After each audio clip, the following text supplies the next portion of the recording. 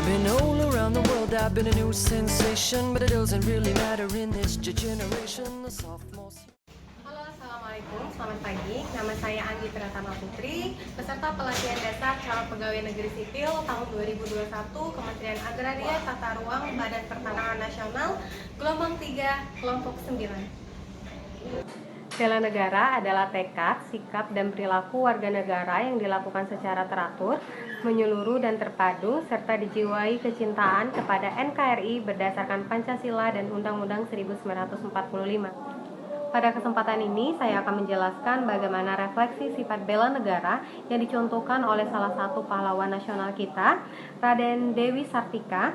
Melalui video ini, kita akan mengenal lebih lanjut sosok beliau dan bagaimana sifat dan perilaku beliau selama ini dapat kita jadikan contoh dan tauladan dalam kita menjalankan sifat bela negara yang dapat kita terapkan dalam kehidupan sehari-hari kita. Dewi Sartika lahir dari keluarga Sunda yang ternama, yaitu Raden Rangga Somanagara dan Raden Ayu Raja Permas pada tanggal 4 Desember 1884. Raden Dewi Sartika atau Dewi Sartika merupakan tokoh pejuang wanita yang berasal dari Cicalengka, Bandung, Jawa Barat. Ketika masih anak-anak, ia selalu bermain peran menjadi seorang guru ketika seusai sekolah bersama teman-temannya. Setelah ayahnya meninggal, ia tinggal bersama dengan pamannya. Ia menerima pendidikan yang sesuai dengan budaya Sunda oleh pamannya, meskipun sebelumnya ia sudah menerima pengetahuan mengenai budaya Barat.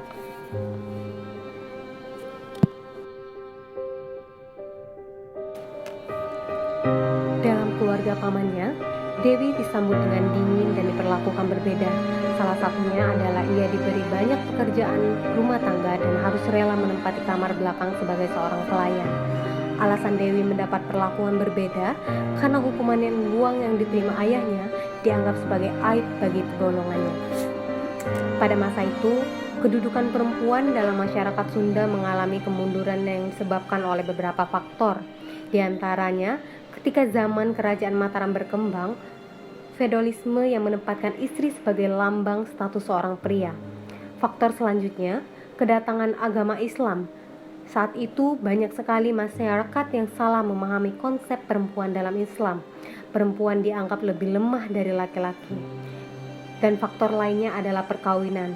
Kerap terjadi kawin paksa atau kawin gantung. Hal ini pun terus berlanjut hingga menimbulkan tradisi yang mengekang kaum perempuan. Berawal dari sinilah tercipta satu tekad yang kuat dari Dewi Sartika untuk melakukan emansipasi perempuan. Ia berkeinginan untuk mendirikan sekolah perempuan. Emansipasi perempuan di sini diarahkan lebih kepada peningkatan kerjasama dan memberikan pemahaman dan kesadaran mengenai hak serta kewajiban masing-masing. Mendirikan sekolah, menyelenggarakan pendidikan yang layak untuk perempuan menjadi tujuan utama Dewi Sartika. Pendidikan untuk anak perempuan pada masa kolonial sangatlah terbatas untuk bangsawan dan orang Eropa. Pada tahun 1902, Dewi kembali ke Bandung. Ia masih melihat kehidupan kolot di Cicalengka yang dianggap tidak akan memberi kemajuan apa-apa untuk cita-citanya. Dewi pun memberanikan diri bertemu Bupati Bandung, lalu meminta izin agar bisa mendirikan sekolah bagi gadis remaja.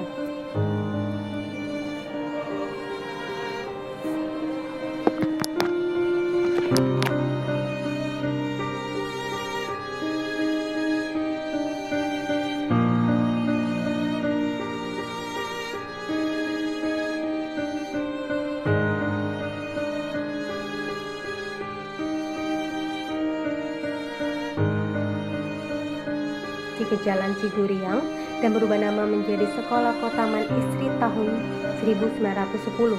Ia mengajarkan para wanita membaca, menulis, berhitung, pendidikan agama dan berbagai keterampilan. Pada tahun 1912 sudah ada 9 sekolah yang tersebar di seluruh Jawa Barat. Lalu kemudian berkembang menjadi satu sekolah tiap kota maupun kabupaten pada tahun 1920. Pada tahun 1929, sekolah tersebut menjadi Sekolah Raden Dewi.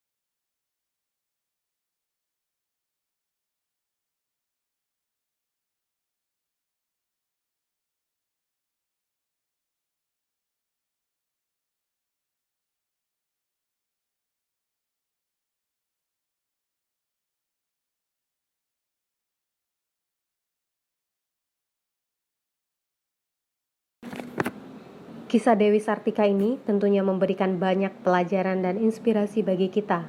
Bagaimana kesulitan nyatanya tidak menjadikan penghalang untuk terus berkembang dan memberikan pelayanan optimal bagi masyarakat banyak. Sikap nasionalis yang dapat kita contoh dari sosok Dewi Sartika adalah semangat dan optimisme yang beliau miliki. Ilmu yang tentu dapat kita ambil sebagai salah satu landasan kita dalam bekerja untuk mengabdi pada negara. Bekerjalah tetap dengan semangat. Kesulitan mungkin akan terus datang menghampiri, namun jangan jadikan semua itu penghalang agar kita dapat menjadi penolong bagi orang lain dan terus berkembang menjadi individu yang lebih baik. Saya Anggi Pratama Putri, saya ucapkan terima kasih. Wabillahi taufiq wal hidayah. Wassalamualaikum warahmatullahi wabarakatuh.